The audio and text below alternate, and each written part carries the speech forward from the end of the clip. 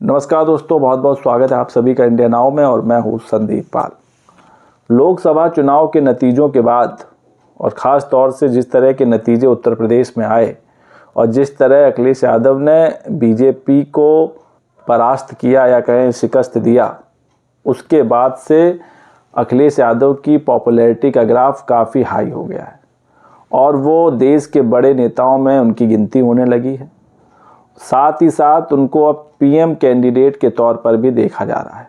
अभी तक जब बात होती थी पीएम चेहरे के लिए तो नरेंद्र मोदी के खिलाफ जो एक चेहरा नज़र आता था वो सिर्फ राहुल गांधी का होता था, लेकिन अब उनका ग्राफ थोड़ा नीचा होता जा रहा है और उनकी जगह अखिलेश यादव ऊपर आ रहे हैं। कुछ पॉलिटिकल पार्टियों के नेता तो ये भी कह चुके हैं कि इंडिया अलायंस जो है उसकी कमान अखिलेश यादव को संभालनी चाहिए, क्योंकि लोकसभा चुनाव में उन्होंने अपने दम पर यूपी में 37 सांसद जिताए और उनके चलते कांग्रेस का भी भला हो गया, उनके भी 6 सांसद जीत गए और देश की तीसरी सबसे बड़ी पार्टी समाजवादी पार्टी बन गई है जिसके 37 सांसद हैं। तो ये मांग उठती आई है कि क्या इंडिया अलायंस जो पूरा गठबंधन है इसके नेता की कमान अखिलेश यादव को मिलनी चाहिए। साथ ही साथ पीएम कैंडिडेट के तौर पर भी वो अब रेस में शामिल हो गए हैं और ये बात हम नहीं कह रहे हैं, कई बड़े नेता कह चुके हैं। और इसी मामले में अब एक नया ताज़ा बयान आया है पप्पू यादव का, जो पूर्णिया से सांसद हैं पप्पू यादव, और हाल के दिनों में वो इसलिए सुर्खियों में रहे कि उनको धमकियां मिल रही थी कई तरह की। तो उन्होंने एक टीवी चैनल से बात करते हुए कहा कि अखिलेश यादव देश के पीएम बनने के प्रबल दावेदार हैं और उन्होंने कहा कि अखिलेश यादव में वो सब गुण हैं जो एक पीएम के लिए होने चाहिए। इससे पहले आपको बता दें कि जब 2019 के लोकसभा चुनाव होने वाले थे उससे पहले भी पप्पू यादव ने ऐसा ही बयान दिया था कि नरेंद्र मोदी का विकल्प अखिलेश यादव बन सकते हैं और उन्होंने कहा था कि आज की तारीख में जो पुराने नेता हैं उनका टाइम अब ख़त्म हो गया है और जो राजनीति चल रही है उसके मुताबिक अखिलेश यादव परफेक्ट कैंडिडेट हो सकते हैं पीएम के लिए। तो एक बार फिर उन्होंने जो बयान 2019 में बात कही थी अब 2024 में फिर कही है और उनका कहना है कि अखिलेश यादव पीएम कैंडिडेट हो सकते हैं, उनमें वो सब गुण हैं। खैर, गुणों की बात तो अलग है, लेकिन यहाँ तो नतीजा ही अखिलेश यादव के पक्ष में है।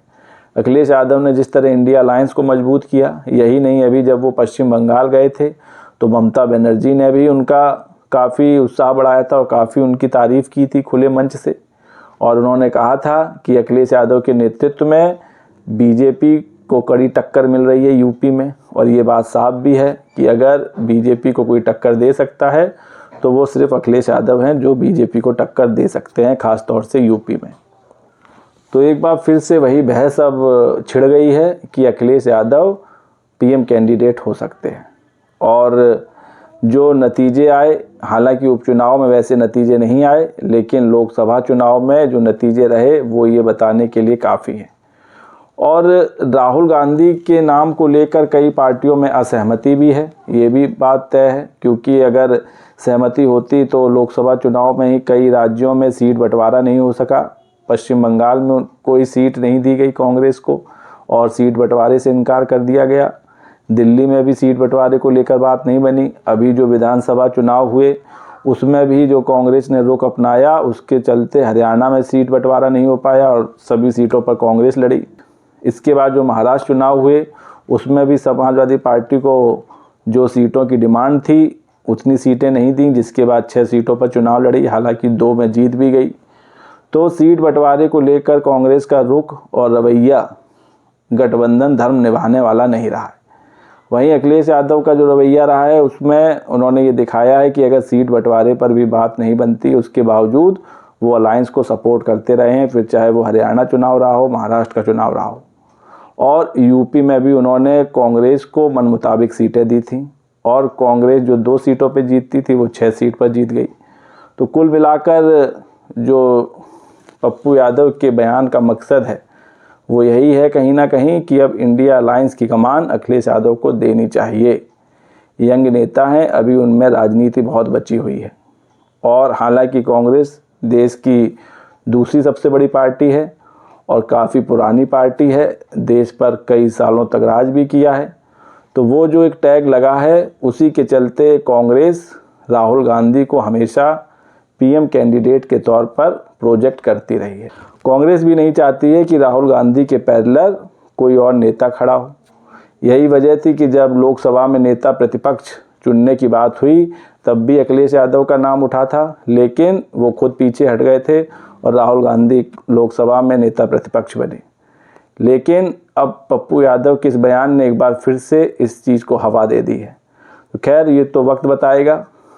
हालांकि अभी जो चुनाव है वो 2027 का चुनाव है, जब समाजवादी पार्टी और बीजेपी की टक्कर होनी है।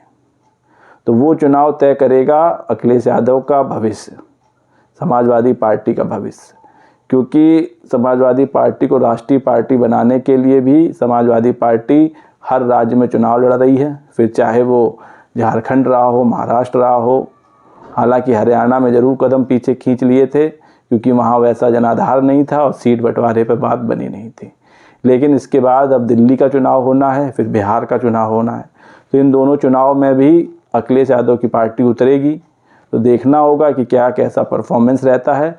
लेकिन इसमें कोई दो राय नहीं है कि आज की तारीख में अखिलेश यादव की पॉपुलैरिटी का ग्राफ काफ़ी बड़ा है।